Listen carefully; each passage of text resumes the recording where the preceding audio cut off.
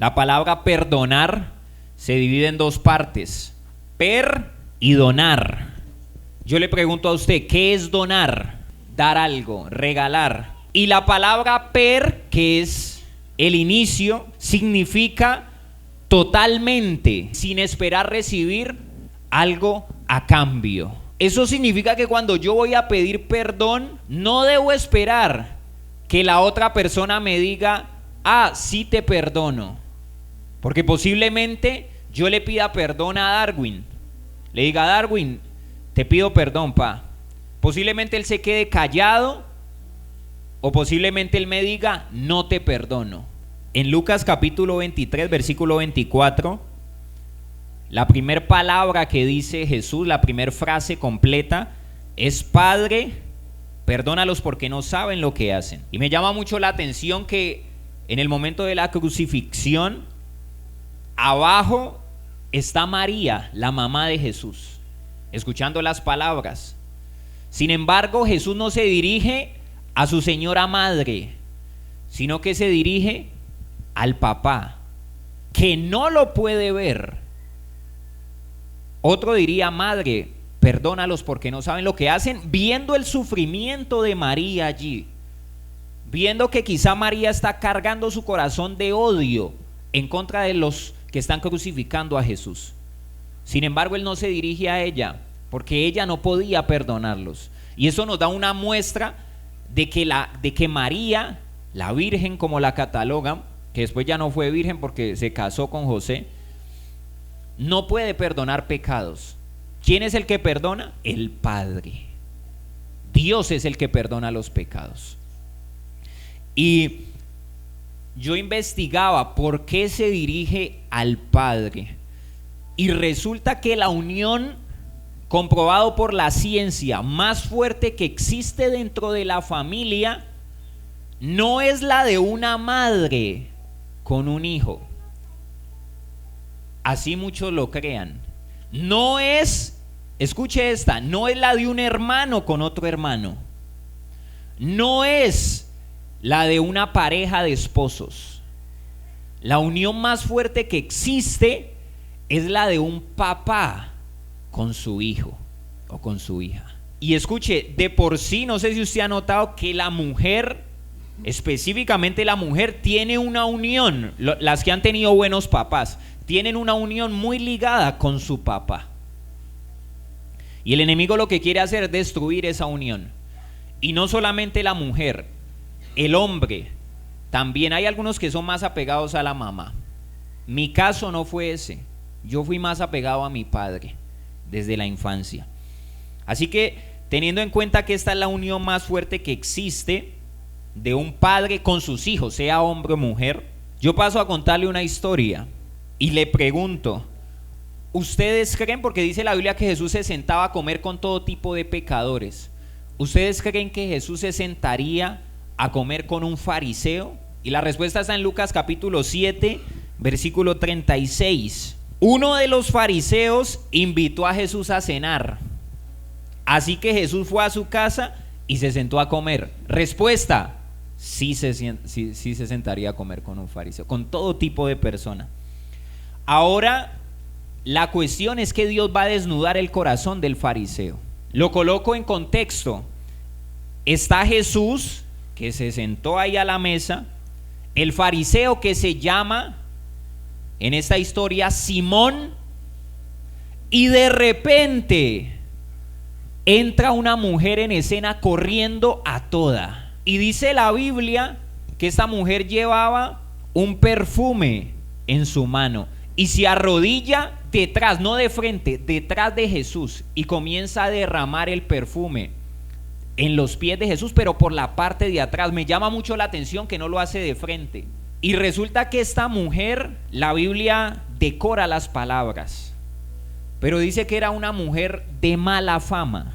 Cuando usted escucha que es una mujer de mala fama, ¿qué se le viene a la cabeza? A ver, ¿que era una qué? Una bruja, bien. ¿Qué más puede ser? Una chismosa, una prostituta.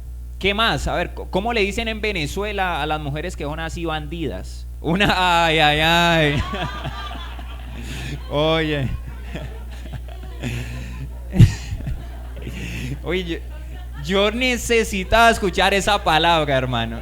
Una cariñosa, una frase muy prudente. Y de pronto nosotros vemos a esta mujer como una persona de allá afuera. Pero yo quiero que piense y la asocie con esa mujer que le quería quitar a su marido, a su esposo, a su pareja. Esa que se metió. Pues ¿sabe algo? Esa mujer aparece en escena. Posiblemente su ex está allí y entra corriendo con un perfume y lo derrama a los pies de Jesús. Posiblemente no sea una quitamaridos, sino la que te debe plata, esa que te dijo préstame tanto y nunca más la volviste a ver. Una bandida se le dice aquí en Cali. Y resulta que esa mujer, que si tenía una cualidad, una característica, era que conocía de hombres, porque conocía de hombres, sabe que el hombre al que le está ungiendo los pies es diferente, no es como los demás. Así que por eso hace este acto. Y no solamente eso, iglesia, sino que al arrodillarse, dice la Biblia que comienza a llorar. Así que ella se quita su moña y con su cabello intenta secar las lágrimas. Y esto no es un acto menor, porque ella se sentía tan inmunda que no quería que el perfume costoso que estaba derramando se mezclara con sus lágrimas. Así que por eso ella sentía que aún sus lágrimas eran cochinas, de tanto pecado que tenía, que intenta con su cabello secar las lágrimas. Es decir, eso nos muestra un acto de arrepentimiento, iglesia.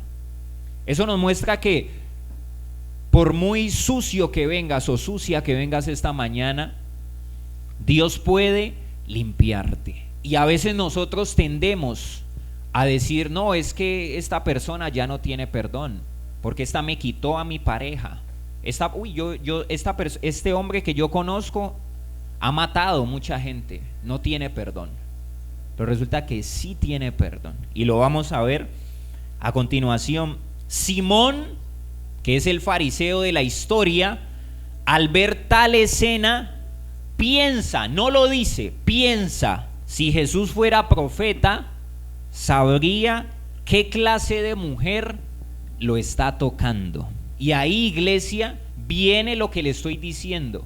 Cuando nosotros decimos, pero es que si el pastor conociera a esa mujer, yo creo que ni oraría por ella, porque tendemos a ponernos en la posición que solamente le corresponde a Dios para decir quién es apto y quién no es apto.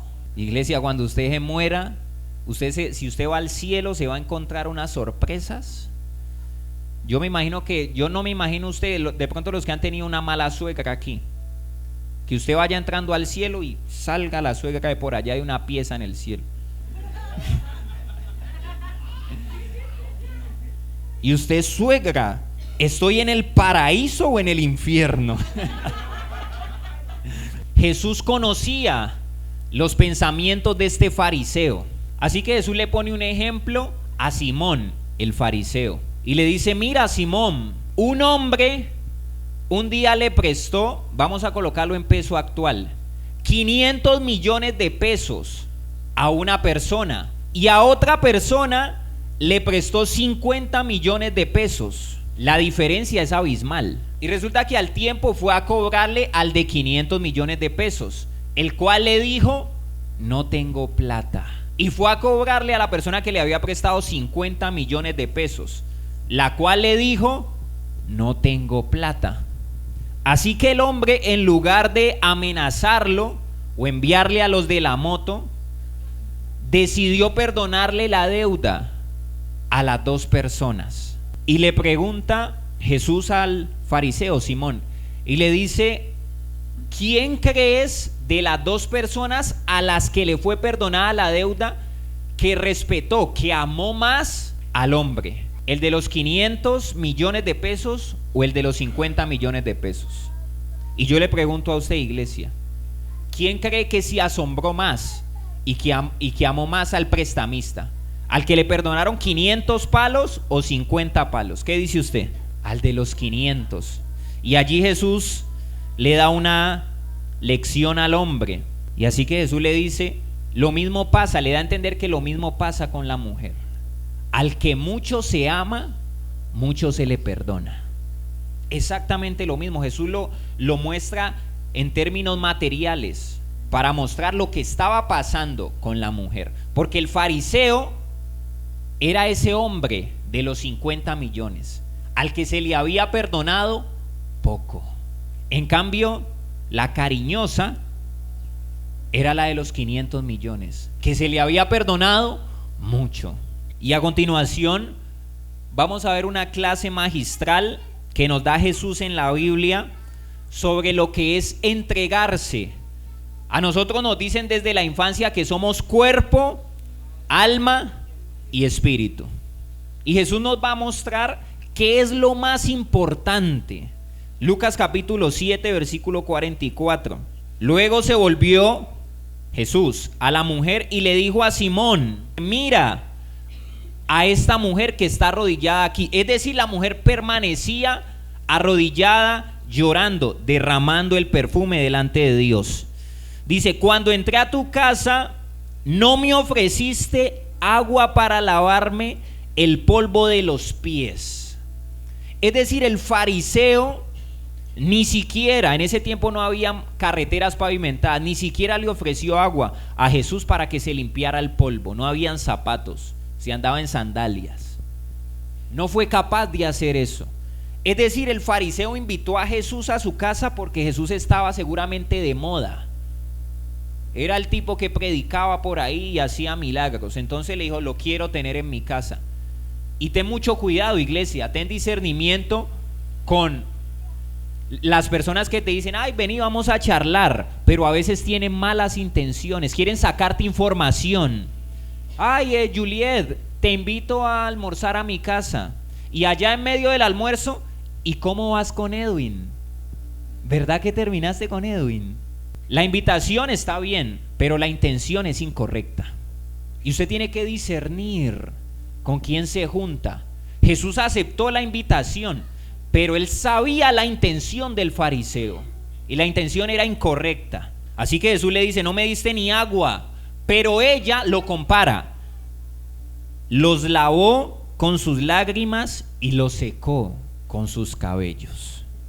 Es decir, Jesús, número uno, si usted está tomando apuntes, Jesús muestra la importancia de entregar el espíritu. Versículo 45, vuelve y se dirige a Simón el fariseo: tú no me saludaste con un beso. Seguramente a ese fariseo le dio asco besar la mejilla de Jesús, del Salvador del mundo, aunque él no sabía quién era.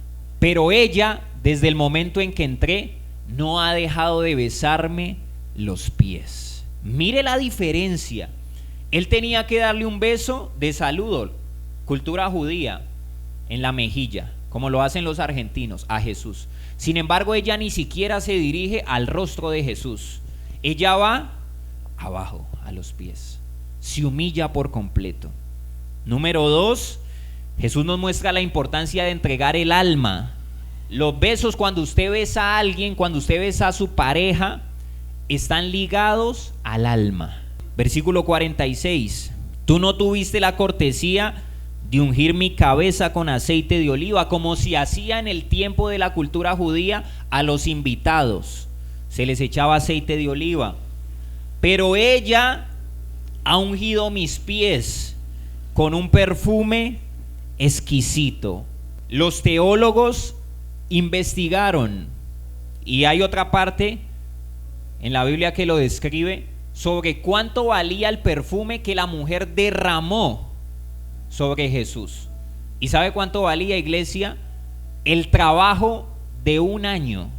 Es decir, 12 salarios mínimos. El salario mínimo, digamos que esté en 1 millón.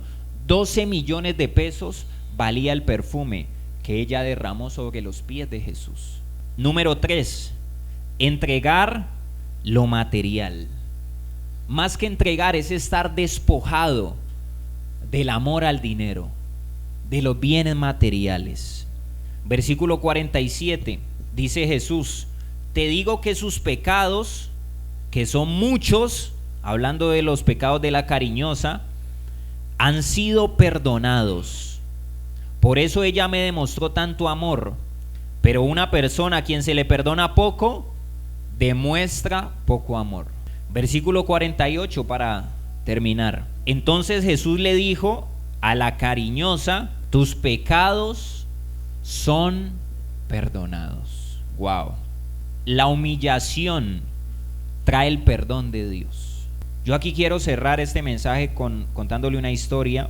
Cuando yo era niño, amaba a mi papá. Mi papá era mi superhéroe. Quería ser como mi papá. Mantenía con mi papá todo el tiempo. Mi papá tuvo otros hijos, una vida pasada. Sin embargo, no le dio a ellos, no les dio la atención suficiente. Cosa que sí hizo conmigo y con mi hermano menor. Recuerdo que mi papá llegaba en la camioneta. Él tenía una camioneta de la empresa, no era de él, una Toyota. Y yo lo esperaba en el antejardín para que me llevara a dar una vuelta por la cuadra, una vuelta a la manzana. Y cuando no iba, yo me ponía a llorar. Era un niño. Y a veces él iba de afán y me decía: no tengo tiempo, pero me veía que yo estaba triste, así que decía: vamos un momentico. Y me colocaba en sus piernas y yo, cogía el volante. Pero ¿sabe algo, iglesia? A los 8 años mi papá comenzó a llevarme a entrenar atletismo, que es un deporte muy exigente. Nunca me preguntó que si yo quería hacerlo, sino que el sueño de él siempre fue ser atleta. Pero él quería que sus hijos fueran como él. Así que me llevó por el atletismo, deporte que yo aborrecía. Y estuve entrenando atletismo desde los 8 años hasta los 16 años. 8 años de mi vida, gran parte. Me daba mucha ira, iglesia. Me daba mucha rabia practicar ese deporte. Sin embargo, era muy bueno. Aunque muchas veces nosotros somos buenos en cosas que no nos apasionan. Y ahí hay una distopía, una incoherencia. Porque vos podés ser muy buen constructor, pero si yo te pregunto, ¿es lo que te apasiona? Posiblemente vos me digas: no, lo mío son las matemáticas. Es decir, hay un error allí. Eso me pasaba a mí. Salía a correr y recuerdo que a los 15 años me salió patrocinio para ir a correr por la Liga de Puerto Rico. Era Selección Valle de atletismo. Y mi papá me dijo: vas a ir, te van a pagar la universidad, vas a ir becado. Y yo: no voy. La razón por la que yo decía que no es porque yo no amaba eso, iglesia. De pronto lo coloco en contexto. Es como que a usted no le guste el pescado. No sé si a alguno de ustedes no les gusta el pescado, que ustedes digan: uy, pescado, o verduras, brócoli, coliflor, y te obliguen a comer todos los días pescado y coliflor durante 8 años de tu vida. Lo mismo.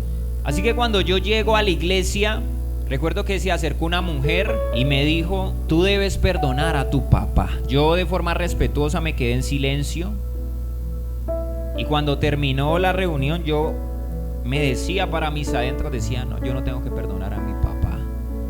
Yo no tengo nada que perdonarlo. Yo a mi papá lo quiero. Pero resulta que cuando esa mujer me habló, yo sentía que algo estaba atravesando mi corazón. Y era que en realidad tenía una raíz de odio y amargura en contra de mi papá. Pasaron las semanas y de nuevo, estando en la iglesia, escuché una voz que me dijo: perdona a tu papá. Y yo dije: Dios mío, ¿será? Y comencé a meditar por un momento en todos esos años que había estado practicando algo que no quería. Y escuche, aparentemente es algo bueno el hecho de practicar un deporte. Es algo bueno aparentemente, pero si es una imposición, si es una obligación, es algo malo, iglesia. Es algo incorrecto. Así que me di cuenta que yo tenía odio, no rabia ni resentimiento, tenía odio contra mi papá. Incluso me di cuenta que cuando mi papá me hablaba en ese tiempo, estoy hablando 5 años atrás, me daba ira. Yo nunca le respondía, pero me daba ira. Así que lo reuní a mi papá, a mi mamá y a mi hermano, y lo que hice fue pedirle perdón. Y sabe, cuando le estaba pidiendo perdón, ni siquiera podía hablar del odio que tenía en contra de mi papá. Y Sé que aquí hay dos tipos de personas. Número uno, los que tienen su relación rota con su papá terrenal. Quizá tu papá nunca estuvo, o quizá tu papá estuvo, pero es como si nunca hubiera estado porque no te paraba bolas. O quizá tu papá en algún momento puso su mano donde no debía ponerla. Hablo con las mujeres. Quizá tu papá era tu superhéroe como era mi superhéroe, pero te falló en algún momento y necesitas reconciliarte. Ese día, iglesia, es un día que quedó marcado, el día que le pedí perdón, porque mi papá no es una persona de llorar, no es de lágrima floja. Sin embargo, ese día él también me dijo: hijo, perdóname porque no sabía cuánto daño te causé. Y lloró y nos abrazamos y algo en mi vida se rompió y se sanó. Yo vengo a decirte: restaura tu relación con tu papá. Quizá tu papá ya está muerto y tú dices: bueno, pero ¿cómo lo voy a perdonar si ya se murió? Puedes hacerlo, puedes soltarlo esta mañana. Hay gente, escucha, hay gente que se entierra con su papá, entierra el odio con el papá. Y escucha, es más peligroso cuando tu papá está muerto, porque no lo vas a ver, no vas a decirle perdón, entonces te estás muriendo con él. Y necesitas desenterrar ese odio y dejar que Dios lo sane. Y número dos, el segundo tipo de personas que tienen rota su relación con el Padre Celestial. Personas que están distantes de Dios. Personas que no oran, que nunca meditan en este libro. Personas que nunca ni siquiera le dicen gracias, Señor, por este día. Dios me hablaba de esos dos tipos de personas.